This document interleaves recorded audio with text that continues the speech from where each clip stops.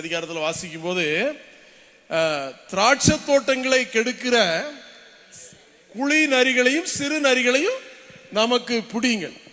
சரிங்களா? நம்முடைய திராட்சை தோட்டம் எப்படி இருக்குங்க? பூவும் பிஞ்சுமா இருக்குது. திராட்சை தோட்டம் சபை தானே. சபை இன்னைக்கு வளர்ந்துகிட்டு இருக்குது. எப்படி பூவும் பிஞ்சுமா வளர்ந்துகிட்டு இருக்கு. ஆனா இந்த நரி கூட்டம், இந்த சிறு நரி கூட்டமும் இந்த குழி நரி கூட்டமும் இன்னைக்கு ஒரு கூட்டம் இருக்குது பாருங்க. அது இந்த திராட்சை தோட்டத்தை கெடுக்கிறதுக்கு அது நூதன முறையில தன்னுடைய வேலையை செஞ்சுக்கிட்டு இருக்குது. இதை நம்ம என்ன செய்யணும்? ஏனோ புரியணும். சாத்தானும் ஒளியின் தூதனின் வேஷத்தை தரித்துக் கொள்வானே.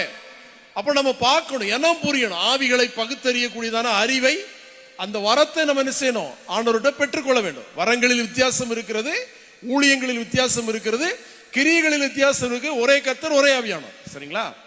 இப்ப இந்த அடிப்படையான நிலைக்குள்ள சபை என்னவாகணும் சொன்னா வளர்ச்சி அடைய வேண்டும். இப்ப நமக்கு ஒரு அஸ்திபாரம் இருக்குது. போடப்பட்டிருக்கிற அஸ்திபாரமாகிய இயேசு கிறிஸ்துவை அல்லாமல் வேற அஸ்திபாரத்தை போட ஒருவராலும் கூடாது. ரெண்டு கையை தட்டுனா ஒன்னும் பிரச்சனை இல்லைங்க. நல்லா ரெண்டு கை ஓங்கி தட்டுங்க. சரிங்களா? கைக்கு கை வலிக்கணும். கை நல்லா வலிக்கிற மாதிரி தட்டணும். சரிங்களா? ரெண்டு கையை தட்டலாம். சரிங்களா? இப்போ போடப்பட்டிருக்கிற அஸ்திபாரமாகிய இயேசு கிறிஸ்துவை அல்லாமல் வேற அஸ்திபாரத்தை போட.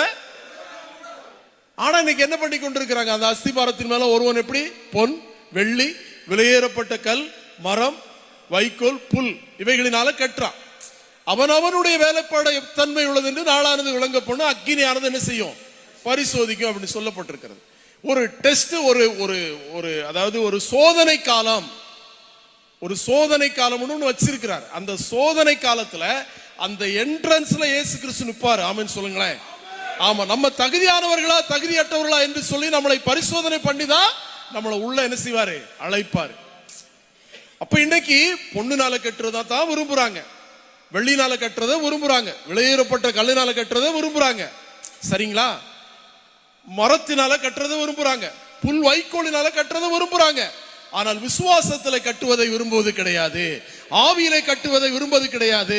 இன்னைக்கு இதற்கு மாறாக இந்த அஸ்திபாரமாக இயேசு கிறிஸ்து மேல பல கான்செப்ட்ல இன்னைக்கு ஊழியங்கள் என்ன பண்ணிட்டு பெருகி கொண்டிருக்கிறது. அப்போஸ்தலர் நடபடியின் புத்தகம் 20வது அதிகாரம் எடுங்க. 20வது அதிகாரத்தில் பார்த்தீங்கன்னு சொன்னா, தம்பி இந்த இது கொஞ்சம் பேஸ் வச்சிங்கன்னா கொஞ்சம் நல்லா இருக்கு. ரொம்ப சில்வாய்ஸ் தான் அதிகமா இருக்கு. கொஞ்சம் பேஸ் எல்லாம் கனெக்ட் பண்ணிட்டீங்களோ? சரி சரி, பரவாயில்ல. சரிங்க, 20 எடுத்துறீங்களா? 20ல இங்க பாருங்க. 20ல இல்ல பிரதர், 20ல பாத்தீங்கன்னு